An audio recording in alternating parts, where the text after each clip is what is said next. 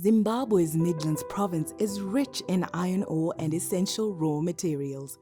For years, these resources have supported the steel industry, with the Zimbabwe Iron and Steel Company, Zisco Steel, as its cornerstone.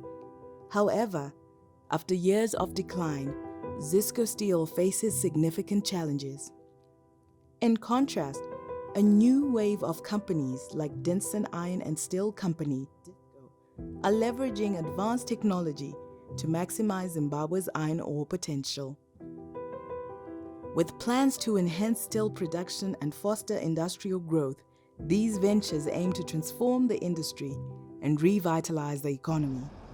We take you on a journey as we explore Zimbabwe's steel sector from its storied past to a promising future. So when we think of Manhize, we are talking of a potentially transformative project that can turn around the economy of Zimbabwe.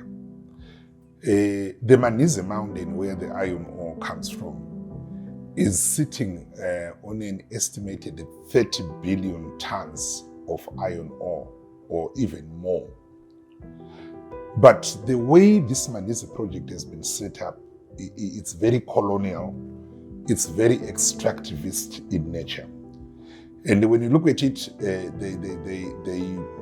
they are trying to even construct a railway line from Manhize to Nyazura to facilitate the export of the iron, or the steel bars from Manhize to Beira and onward to China.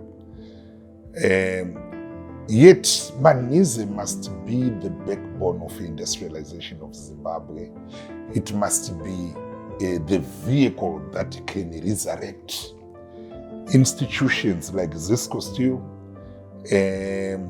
which has died natural death. But if there are linkages between Manhize and Zisco Steel, it means Zisco Steel, which used to be a complete ecosystem of its own, from mine to market, it's going to short-circuit the process by removing the mining aspect, because the mining is already done at Manhize. But we need a linkage between Manhize and Zisco Steel, where the steel billets are taken to Zisco Steel, further processed, and that will link to many other industries which are already dying in Zimbabwe because of a shortage of steel. Machina achiuya vakauya vaine zvivimbiso zvavaivimbisa, asi muzvivimbiso zvavakavimbisa havana zvavakaita sekuvimbisa kwavakaita, nekuti ivo vakasvikozvika matiri vakati tida kushandidzana nemi, misha nemisha tichaisa magetsi, hapana chamunotambudzika nekuti tichikubatsirai. Vakauya vaine utungamiriri hwemusangano weZANU-PF, vaive nemakanzelazi, vangapa nemadcc nevamwe magovernment officials vakauya. Then vachiuya vakabvunza vanhu kuti imimi kambani zvairi kuuya muda kuitirwei. Vanhu vakataurawo zvavaishuvira kuti zvingange zvichiitwa, including kugadzirwa kwemarodzi. Marodzi anofanira kunge akagadzirwa zvakanaka ari matatu, vana vachiwana mabasa vachitambira mari dzepamusoro. Ende mukuuya kwavakaita, vakauya sekunge varida kushanda nzvimbo diki, vasingaafekti minda yevanhu, vasingaafekti misha yevanhu, asi vaienda kunoshanda mumapaddox area yanga ine kufuwa. Zvino vatanga kushanda vanhu ava, pavakatanga kuita basa ravo, vakachitanga kuzochinja zvinhu zviya zvebhijana, like minda ndo yavakatotora yese, hakuna munhu ane munda. Nezvipani 4 years hakuna munhu ari kurima, hakuna munhu ari kuwana chii, vanhu vakangogara. Ndobva vakatovakira plandi imomo. Isu tiri kushungurudzika chose nekuuya kwakaitika maini, nekuti maini ichitanga kuuya takambofara chaizvo kuti aiwa munzvimbo medu maita development yakakura, uye kuti vana veduvo vachawana mabasa, ndozvinhu zvatakatarisira izvozvo. Asi nekufamba kwenguva vana vemuno vacho havasi kutombotorwa, takangogara nevana vedu, vana vachitoshayiwa zvokuita. While the plant rises between Chivu and Mvuma, Communities around it are being displaced from ancestral lands. Their livelihoods uprooted to make way for industrial progress. Promises of compensation and development remain unmet as resettled farmers struggle to survive in a new reality where farming is no longer viable. The dust, noise, and constant churn of machinery have replaced once quiet rural life with the relentless pace of industrial extraction. Vamwe vedu vari kungoevhectwa vachibviswa vachiendeswa kune dzimwe nzvimbo zvisina notice. Saka at the end of the day pamusha pako paunenge wakachera mugodhi, wakadyara miti yako, wakavaka, iwe unongorelocatwa, haukompensetwe. Kwaunoendeswa kwacho dzimba dzaunonogara dzinenge dziri substandard. Vamwe vedu vakaenda ikoko dzimba dzavo dzakatotsemuka zvokuti uri mukati unenge uchiona panze pese. Saka hazvitifadze izvozvo. Vabereki vedu vari kuvakirwa dzimba kuti vatamiswe, but isusu sevana tiri kunzi tichadzokera kumisha yevabereki vedu kwatakabva.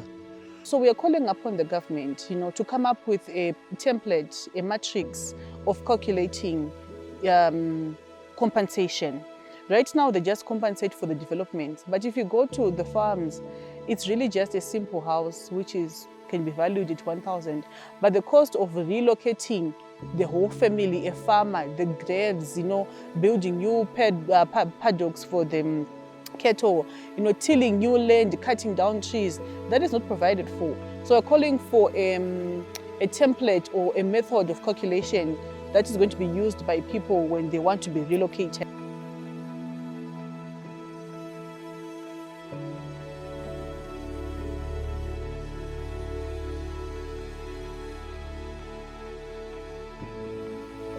Nzira dzavo dzavanofamba nadzo inzira dzavakaona tichitoshandisa nechekare. Saka pamusana pekuti dzinofambwa nematipa, mashatiri adzakaita mota dzedu diki hadzichagona kufamba zvokuti you cannot drive a Honda Fit mota yacho. Vanofamba nemavhiri etipa, Honda Fit ikapinda ipapo inenge ichirovera dhifi. Saka kuti vagadzire marodzi acho havadi. Marodzi acho anopfuura nepane chimwe chikoro chedu chiri pedyo pedyo.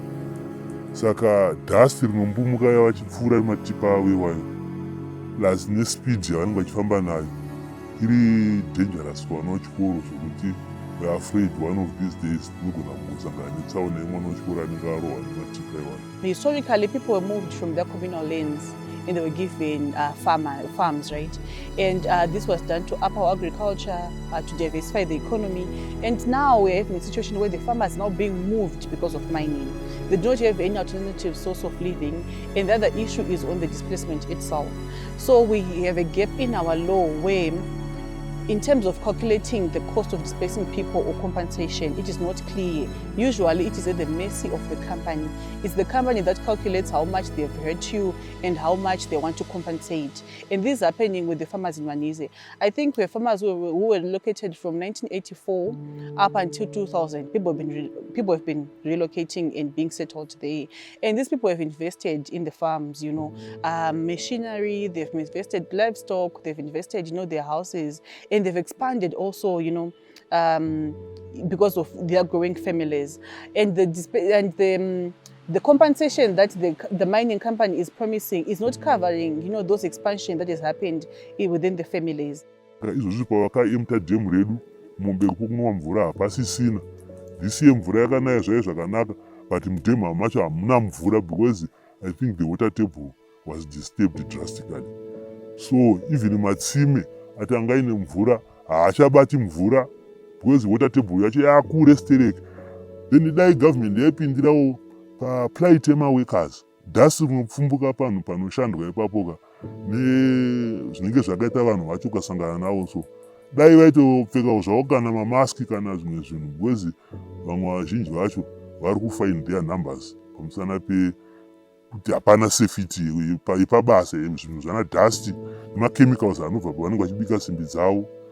Kana vana chaivo tikanzi ngavaende kuchipatara, vazhinji vachanobatwa TB nepamusana pehuruva. Takatombozvikumbura asi hazvinari kuita. Ende totoone dambudziko rakakura. Vana izvona hakusi kukosora kwavari kuita. Kungoenda kuchikoro kuenda, asi vari kurwara nezvipfuva. Ukada kuti ubvunze chaunoda kubvunza, hazvinenge zvisina unotoita seucharogwa kana kuti unosungwa. Saka tototya kutotaura. Dai zvagonekawo kuti tiwanewo rusununguko semunzvimbo mataigara nemunyika medu. Awa machaina achiuyawo kuti isusu tinomavhunza kana kuti tivati komavhura nenzira ine mupango apa, tinonzi hatitenderwi nokuti vanhu vakatumwa negavhumenti. Isusu vana vekumushenjeri takasungwa, tikafamba kasingaperi kuenda kukoti. Zviri kutishungurudza, machaina ari kutishungurudza, hapana chakatinakira pakuuya kuikambani. When they silenced the people and took away their voice, they attacked even cultural heritage sites like the Manhize mountain.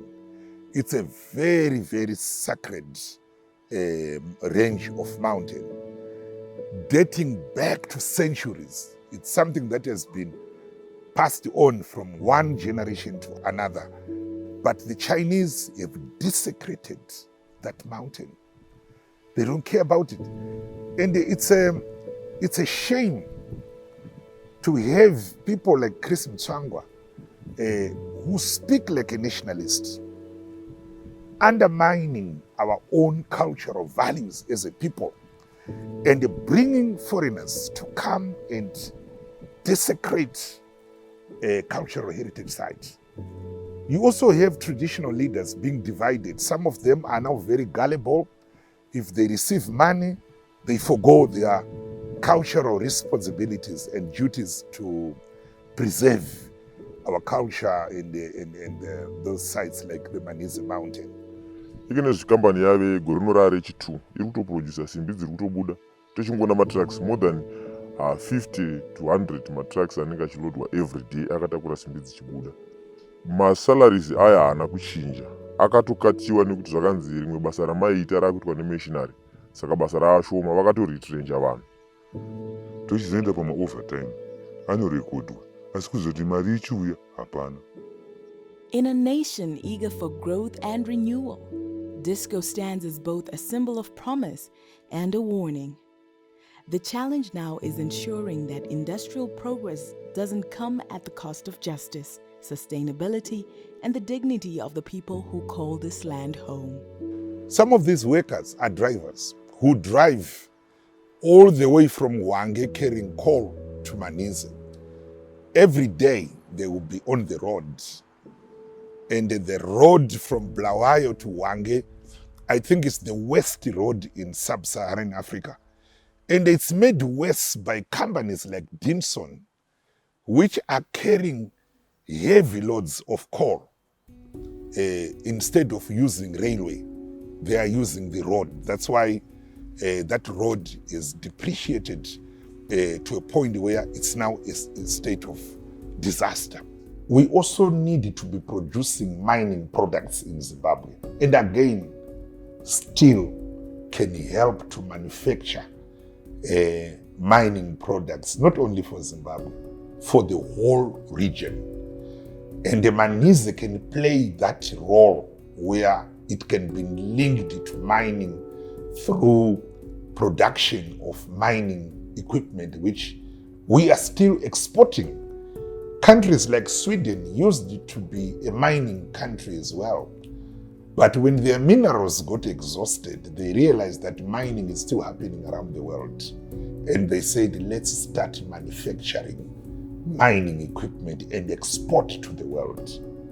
What can stop Zimbabwe from using its iron and steel to manufacture mining equipment and then impose tariffs on any company that wants to import mining equipment from elsewhere in the world to mine in Zimbabwe?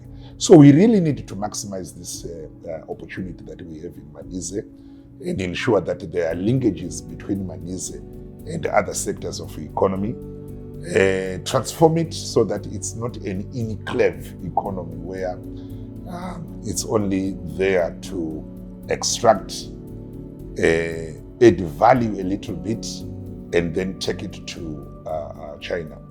You can't talk about industrialization without steel. You can't talk about National Development Strategy 1 without talking about steel. You can't talk about meeting the SDGs without talking about steel.